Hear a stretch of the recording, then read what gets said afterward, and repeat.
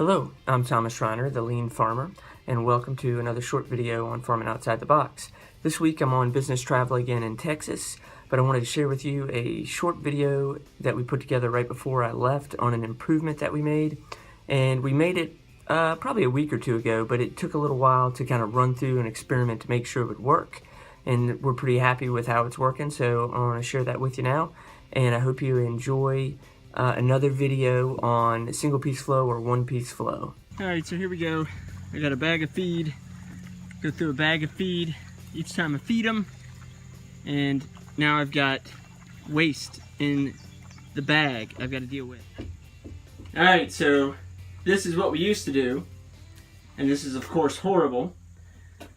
So I had our good friends Philippe and Brad, one from Canada, one from Portugal, come, and friends don't let friends do waste. And so I knew this was waste, and I specifically talked to them about what to do. And they tossed out all sorts of different ideas, and to be honest with you, some of the ideas they tossed out, I just didn't feel comfortable doing. But what they did do is they made me think about what I got to do with this waste. And so this is basically over-processing, or overproduction. I've got way too many of these bags here. Now I've got this inventory. Now I've got all this horrible transportation I gotta do. I drive the truck all the way down here to deal with this, to take it to the dump. Then I'm gonna end up getting a defect because, you know, inevitably in all this I'm gonna have something go wrong. Then I'm gonna have a bunch of over-processing. Look at all the waste of motion I've got to deal with moving all this. I'm having to wait myself because I'm having to deal with this instead of I could be doing something else on the farm. So I've got all the waste associated with basically overproducing in the number of bags here. So you say, well, what are you going to do, Thomas? I'm going to reduce my batch size, or I'm going to go down to single piece flow. So every day I'm going to deal with that one bag and go ahead and take it up to the house, and then I'm just going to take it straight to the dump and get it over with right then. As you can see from these satellite images, we live in the middle of nowhere, which we love, but we don't have trash pickups. You have to go buy a dumpster to get rid of your trash.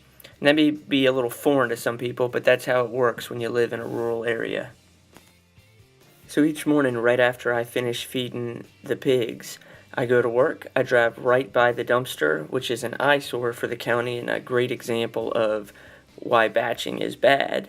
But what it lets me do is I come right down this road, and I don't have to make any special trips. I can stop, jump out, throw the bag right in the dumpster, use single piece flow.